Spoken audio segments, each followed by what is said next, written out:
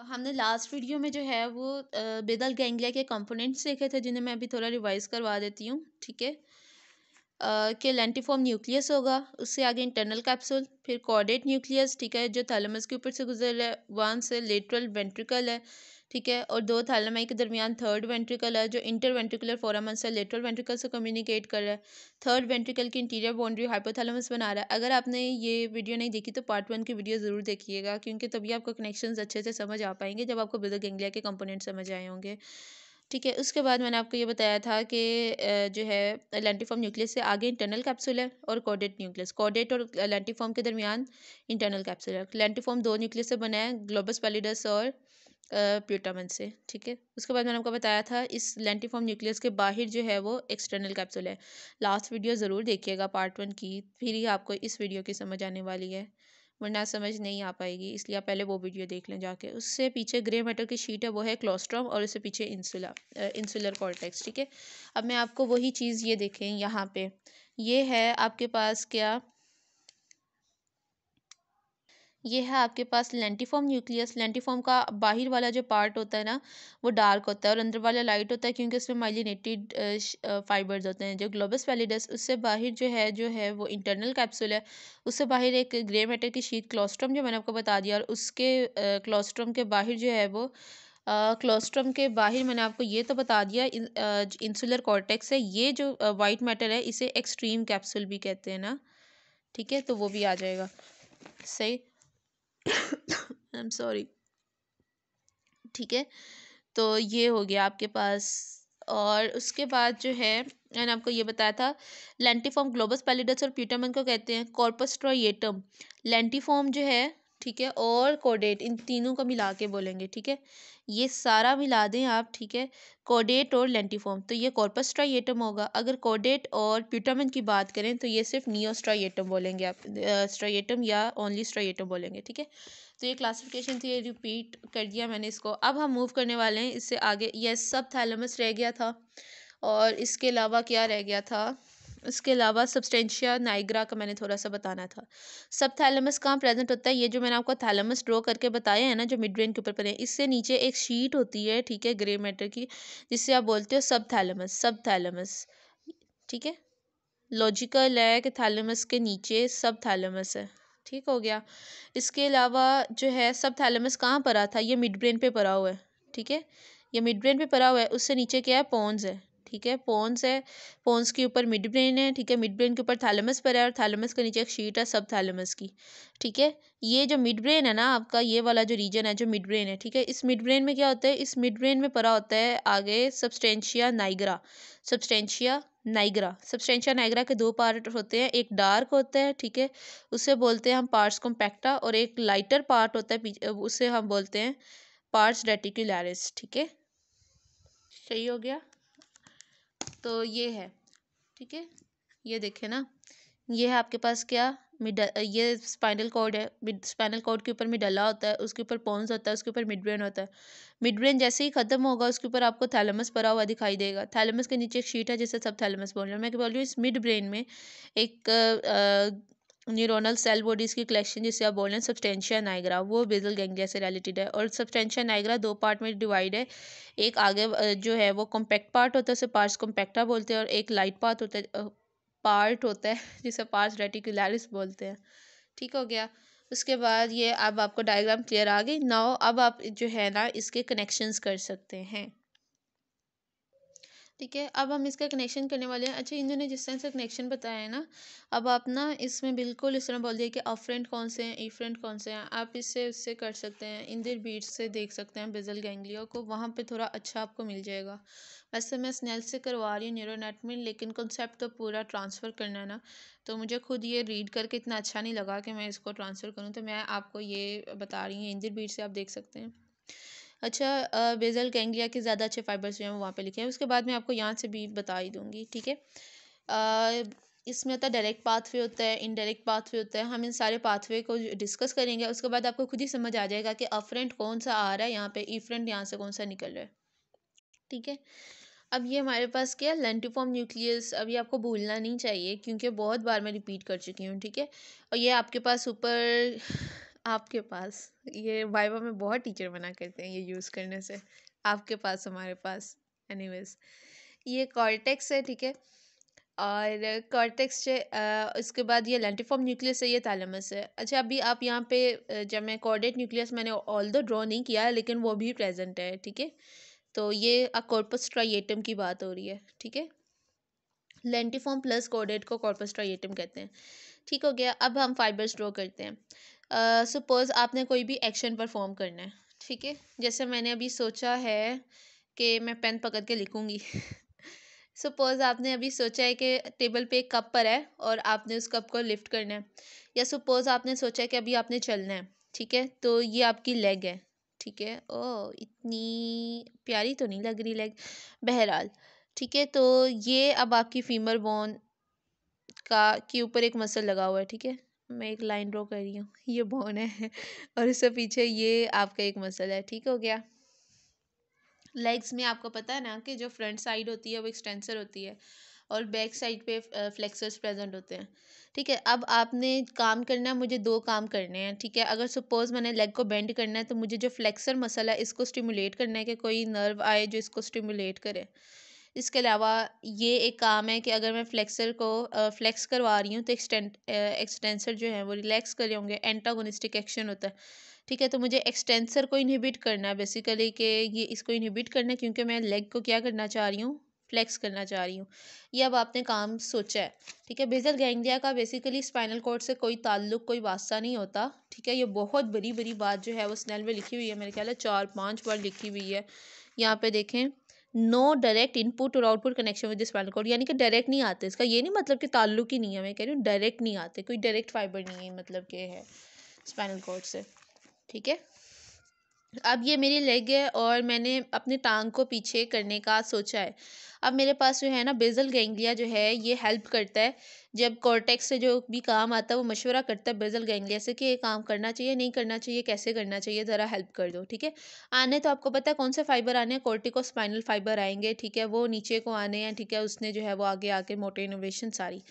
चलो, अब जो है ये कॉर्टेक्स है, ठीक है। अब कॉर्टेक्स से जो हमारे पास आएगा, ये मेरा जो है ना, ये मेरी थिंकिंग प्रोसेस चल रही है, ठीक है। यहाँ पे कि मैंने जो है अपनी लेग को फ्लेक्स करना है, ठीक है। अब ये यहाँ से फाइबर आएगा और कहेगा अच्छा ठीक है। अब जब मैं करने लगी हूँ, नहीं तो मैंने सिर्फ सोचा है, अब मैं करने लगी हूँ ना, तो यहाँ से फाइबर जो है ना वो आएगा, ठीक है। और ये कौन सा पार्ट था, यू शुड नो, प्यूटामन, ठीक है। लेंटिफॉर्म न्यूक्लियस का प्यूटामन, मैं भी लेबल नहीं कर रही क्योंकि मैं कई बार ये अच्छे से आपको कंपोनेंट्स करवा चुकी हूँ, ठीक है। उसके बाद ये ग्लोबस पैलिडस जो है ना, इसमें इसको भी एक जो है ना दो पार्ट में डिवाइड करते हैं हम। ग्लोबस पैलिडस जीपी, जीपी दोनों ही ग्लोबस पैलिडस हैं, एक्सटर्नस और इंटरनस, ठीक है। मुझे लिखना नहीं चाहिए था, चलो। उसके बाद जो है ये आ रहा है, ठीक है, ऊपर से फाइबर आया है। ये एक फाइबर जो है ना ये जाएगा, ये पैगाम लेके जाएगा ग्लोबस पैलिडस इंटरनस तक। ग्लोबस पैलिडस से पैगाम जाएगा थैलेमस तक, ठीक है। थैलेमस से जो है ना वो आगे पैगाम जाएगा किस तक, वापस कॉर्टेक्स तक, ठीक है। अब ये मशवरा वगैरह कर लिया इन्होंने, मतलब कि आपके बेसल गैंग्लिया से। उसके बाद जो है ना बेसल गैंग्लिया से फाइबर आएगा, वो इसको स्टिमुलेट कर देगा आपके फ्लेक्सर को और आप लेग को फ्लेक्स कर लोगे। लेकिन हुआ क्या, इन न्यूरॉन्स ने क्या किया ये भी तो जानिए। वो जानने के लिए हम ऐसे जानते हैं कि जो ये फाइबर ऊपर से आए थे इसे बोलते हैं हम कॉर्टिकोस्ट्राइएटल फाइबर। ये भी स्नेल में बड़े प्यारे प्यारे नाम लिखे, हम वहाँ पे पढ़ लीजिएगा। अभी फिल वक्त ये देख लें, ठीक है, कि ये जो ऊपर वाला फाइबर आया इसने रिलीज़ किया है ग्लूटामेट, ठीक है। और जो है जो ये वाला फाइबर है जो स्ट्राइएट से पैलिडस, ग्लोबस पैलिडस इंटरनस तक जा रहे हैं, इसे बोलते हैं, इसे क्या बोलते हैं, स्ट्राइएटो पैलिडल फाइबर बोलते हैं, ठीक है। ये दोनों फाइबर रिलीज़ करते हैं क्या, ये दोनों रिलीज़ करते हैं गाबा, ठीक है। अब ये थोड़ी सी न्यूरोएनेटमी थोड़ी ज़्यादा हो रही है, फिर मैं बता दूंगी ये गाबा और ग्लूटामेट क्या करता है। ये भी रिलीज़ करता है गाबा, ठीक है, और सब्सटेंस पी, और ये भी ग्लूटामिनर्जिक है। ऊपर वाले दोनों ग्लूटामिनर्जिक हैं और जो इस लाइन में है दोनों फाइबर वो क्या है, गाबा और पी, गाबामिनर्जिक है, बेसिकली होता ये है कि जो ग्लूटामेट है ना, ये स्टिमुलेट करता है। जब ये ग्लूटामेट रिलीज होता है न्यूरॉन पे केटाइन इन्फ्लक्स होता है। ये बेसिकली थोड़ी सी कॉम्प्लेक्स बात जा रही है, मैं कोशिश करने से सिंपल रखूँ कि कॉर्टेक्स से जो फाइबर आया है, ठीक है, आपके विटामिन तक, इसने ग्लूटामेट रिलीज करना है, ठीक है, इस न्यूरॉन पे। इस ग्लूटामेट जो फाइबर है ना, इसने जाना फिर ग्लोबस पैलिडस इंटरनस तक, ठीक है, और वहाँ पे जाके इसने क्या करना है, ठीक है, इसने खुद रिलीज करना है गाबा और पी। जब ये सब्सटेंस रिलीज करेगा गाबा और पी, तो ये सब्सटेंस जो है ना, ये इनहिबिटरी न्यूरोट्रांसमीटर है, ठीक है। तो ये जो न्यूरॉन फाइबर है जो आगे थैलेमस तक लेके जा रहा था, ये इनहिबिट हो जाएगा, ठीक है, ये क्या हो जाएगा, इनहिबिट हो जाएगा। अब ये वाली जो न्यूरॉन है, इसने भी रिलीज करना था यहाँ पे जाके हमारे पास क्या, गाबा और सब्सटेंस पी। तो ये जब गाबा और सब्सटेंस पी इसने रिलीज करना था ना, अगर ये स्टिमुलेट होती तो रिलीज करती ना, फिल वक्त मैंने इसको इनहिबिट कर दिया, गाबा और पी रिलीज नहीं करेगी। तो ये जो न्यूरॉन है जो आपके पास थैलेमोकॉर्टिकल फाइबर था, ये इस इनहिबिशन से निकल जाएगा और ये एक्साइट हो जाएगा। जब ये एक्साइट होगा, ठीक है, तो अब क्या जाएगा आपके पास, अब ये फ्लेक्सर को आप अपने मसल को या अपना जो भी काम कर रहे थे वो कर पाओगे, ठीक है। बेसिकली हमने किया क्या है, हमने ये किया है, अगर मैं इसका उलट करती हूँ, ठीक है, अब मैं सोच रही हूँ कि मैंने लेग को फ्लेक्स नहीं करना, ठीक है, या सपोज कुछ भी आप इसको इनहिबिट कर दें। अगर मैं इस न्यूरॉन को जो कि प्यूटामन से जा रही है ग्लोबस पैलिडस तक, इसे इनहिबिट कर दूँ, ठीक है, अगर मैं इसे इनहिबिट करती हूँ, ठीक है, तो ये गाबा और पी इस पे रिलीज नहीं करेगी, ठीक है। जब ये गाबा सब्सटेंस इस पे सेकेंड न्यूरॉन पे जो कि पैलिडोथैलेमिक न्यूरॉन है, इस पे नहीं करेगी रिलीज, तो ये जो न्यूरॉन है ये इनहिबिट नहीं होगी, क्योंकि गाबा जब रिलीज होता है तो वो इनहिबिट कर देता है। ये इनहिबिट नहीं होगी तो फिर ये ज़्यादा फायर करेगी, और जब ये ज़्यादा फायर करेगी फिर ये गाबा रिलीज करेगी, क्योंकि ये दोनों न्यूरॉन जो हैं जो प्यूटामन से ग्लोबस पैलिडस इंटरनस तक आई है, और जो ग्लोबस पैलिडस इंटरनस से थैलेमस तक जा रही है, दोनों गाबा रिलीज करते हैं। जब ये ज़्यादा स्टिमुलेट होगी और ये ज़्यादा रिलीज करेगी गाबा, तो इसके गाबा रिलीज होने से ये गाबामिनर्जिक न्यूरॉन जो है नेक्स्ट न्यूरॉन को इनहिबिट कर देगी। जब ये इनहिबिट होगी तो फिर आगे फंक्शन नहीं जाएगा, ठीक है। तो ये होता है पाथवे, इस तरह से बेसिकली काम कर रही होती हैं चीज़ें। और अब मैं आपको दिखाती हूँ कि ये डायरेक्ट पाथवे है। अब इसी तरह से ना कुछ और होते हैं पाथवे जिसमें आप सब थैलेमस को इन्वॉल्व करते हो, ठीक है, वो इनडायरेक्ट पाथवे होता है। उसमें यहाँ से फाइबर आएंगे, फिर वो सब थैलेमस, ये आपका सब थैलेमस है, ठीक है। तो सब थैलेमस तक जाएंगे, फिर सब थैलेमस से होते हुए उन्होंने थैलेमस तक जाना है, इस तरह से वापस जाएंगे। फिर कुछ फाइबर होंगे जो आपको मैंने अभी लास्ट वीडियो में बताया था कि सब्सटेंशिया नाइग्रा होता है मिड ब्रेन में, ठीक है, वो सब्सटेंशिया नाइग्रा तक आएंगे, ठीक है, और यहाँ से जो है ना फाइबर्स जाएंगे, ठीक है, और ये इन दोनों न्यूरॉन्स पर जो है वो इम्पेक्ट करेंगे। डोपामिनर्जिक फाइबर्स होते हैं जो सब्सटेंशिया नाइग्रा से आते हैं, ठीक है, इस तरह से। अब जो स्नेल में लिखा हुआ है ना, बेसिकली वो स्नेल में लिखा हुआ है कि इसके आफरेंट कौन से हैं, मतलब यहाँ पे कहाँ से फाइबर आ रहे हैं, और इससे ईफरेंट कौन से फाइबर निकल रहे हैं, ठीक है। अब आप इनको मेरे ख्याल है अच्छे से समझ सकते हो, आपको बेसिकली थोड़ी बहुत अंडरस्टैंडिंग हो गई है कि बेसल गैंग्लिया से फाइबर्स जो हैं वो क्या करते हैं। तो अब देखें, अब ये हमारे पास कॉर्पस स्ट्राइएटम के जो ऑफरेंट फाइबर्स हैं वो कौन से हैं, ठीक है। कॉर्पस स्ट्राइएटम ये है ना, मैंने आपको कहा था कोडेट न्यूक्लियस, खुद ही इमेजिन कर लें, वो इधर पड़ा हुआ है। कॉर्पस स्ट्राइएटम कोडेट न्यूक्लियस, ठीक है, तो ये लेंटिफॉर्म और कॉर्डेट न्यूक्लियस मिलकर बना कॉर्पस स्ट्राइएटम। और कॉर्पस स्ट्राइएटम के जो ऑफरेंट फाइबर कौन से, कॉर्टिकोस्ट्राइएट, ठीक है। कौन से फाइबर्स हैं, कॉर्टिकोस्ट्राइएट, ठीक है। जो कॉर्टेक्स से यहाँ तक आ रहे हैं उसे कॉर्टिकोस्ट्राइएट बोलते हैं, ठीक है, जो मैंने भी आपको बताया कि कॉर्टिकोस्ट्राइएट फाइबर्स होते हैं। उसके बाद जो इसके अंदर ऑफरेंट फाइबर आ रहे हैं वो कौन से हैं, पहले एक बार नाम देख लें, उसके बाद मैं आपको बताती हूँ। थैलेमोस्ट्राइएट, नाइग्रोस्ट्राइएट, ठीक है, ब्रेन स्टेम फाइबर, ठीक है। तो कौन कौन से फाइबर आ रहे हैं, थैलेमोस्ट्राइएट, ठीक है, जो थैलेमस से यहाँ तक आ रहे हैं। फिर नाइग्रोस्ट्राइएट जो कि आपके मिड ब्रेन में सब्सटेंशिया नाइग्रा से आ रहे हैं, ठीक है। उसके बाद कौन से फाइबर हैं, उसके बाद कौन से फाइबर हैं, ब्रेन स्टेम के फाइबर्स हैं जो इसमें आ रहे हैं। फिर निकल कौन कौन से रहे हैं, स्ट्राइएटोपैलिडल फाइबर, ठीक है, जो कि स्ट्राइएटोपैलिडल फाइबर कौन से हैं, जो यहीं से हमारे प्यूटामन से ग्लोबस पैलिडस तक जा रहे हैं, ठीक है, जो मैंने अभी आपको दिखाया था कि हमारे पास ये देखें कि प्यूटामन से ग्लोबस पैलिडस तक फाइबर जा रहा था, ठीक है। मैंने डायरेक्ट पाथवे के बाद आपको इनडायरेक्ट पाथवे का थोड़ा सा एक्सप्लेन करके मैंने बस आपको बताया कि यहाँ पे किस तरह से लिखे हुए हैं और ये कौन से फाइबर्स हैं, ये इसके अफरेंट और रिफरेंट कौन से हैं, ठीक है। फिर थैलेमस स्ट्राइएट फाइबर हो गया। उसके बाद और कौन सा निकल रहा है, ये स्ट्राइएटोपैलिडल फाइबर, ठीक है। फिर स्ट्राइएटोनाइग्रल फाइबर, जो फाइबर यहाँ से निकल के जा रहा है ना, यहाँ से वापस आ रहा है सब्सटेंशिया नाइग्रा में वो। तो ये इस तरह से बेसिकली कनेक्शन है। जब आपको इसके कंपोनेंट पता चल गए तब आपको पता चला ये इस तरह जब जो फाइबर आ रहा है, ठीक है। ये कॉर्पस स्ट्राइएटम है, तो स्ट्राइएट के स्ट्राइएट में आ रहा है, जहाँ से स्टार्ट हो रहा है वो कॉर्टिकोस्ट्राइएट। फिर जो यहाँ से निकल रहा है स्ट्राइएटोपैलिडल, यानी कि यहाँ से निकल रहा है और ग्लोबस पैलिडस में जा रहा है, तो स्ट्राइएटोपैलिडल। ठीक है। उसके बाद जो है वो थैलेमोस्ट्राइएट, जो कि यहाँ से थैलेमस तक जा रहा है। फिर पैलिडोस्ट्राइएट जो ग्लोबस पैलिडस से थैलेमस तक जा रहा है। ठीक है। उसके बाद स्ट्राइएटो नाइग्रल ड्रॉ कर देने हैं आपने नीचे सब्सटेंशिया नाइग्रा के साथ। ठीक है। यानी आपने उसके कंपोनेंट ड्रॉ करके फिर ये फाइबर ड्रॉ कर देने, और ये इट्स सो ईजी।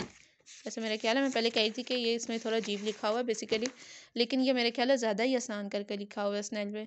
ये देखें, ये जब मैंने आपको ये ड्रॉ कर दिया है ना, और मैंने आपको बता दिया है कि सब्सटेंशिया नाइग्रा और ये चीज़ें हैं, आपने इनके कंपोनेंट्स ड्रॉ कर देने हैं। उसके बाद आपने इनके दरमियान में कनेक्शंस ड्रॉ कर देने हैं, और उनके नाम बता देने कि पैलिडो फ्यूगल फाइबर है जो यहाँ से निकल रहा है, थैलेमोस्ट्राइएट है। फिर उसके बाद ये थैलेमो कॉर्टिकल फाइबर है जो थैलेमस से कॉर्टेक्स तक जा रहा है। फिर कॉर्टेक्स से फाइबर आएगा स्पाइनल कॉर्ड तक, और आप अपनी लेग को फ्लेक्स कर पाओगे। तो ये सारे कनेक्शंस होते हैं इस तरह आपके बेसल गैंग्लिया से, और इस तरह से आपका ब्रेन जो है वो बेसल गैंग्लिया के साथ कम्युनिकेट करते हैं। जो इसी तरह से हमारे पास इनडायरेक्ट पाथवे होता है। ठीक है। वो सपोज क्या कर रहा होता है, वो आपके एक्सटेंसर को इनहिबिट कर रहा होता है। तो ये सारे फाइबर्स मिलाकर फिर ये जो सब्सटेंशिया नाइग्रा से आ रहे थे डोपामिन रिलीज करें, ये सारा इस तरह से प्रोसेस चलता है आपके बेसल गैंग्लिया पे। और फिर जो है वो आपका मतलब डायरेक्टली तो नहीं है, ठीक है, लेकिन इनडायरेक्टली बेसल गैंग्लिया जो है वो स्पाइनल कॉर्ड को इनोवेशन को स्टिमुलेट करता है या इनहिबिट करता है, स्पाइनल कॉर्ड के थ्रू आपके मसल्स को इम्पेक्ट कर रहा है। ओके, अल्लाह हाफिज़।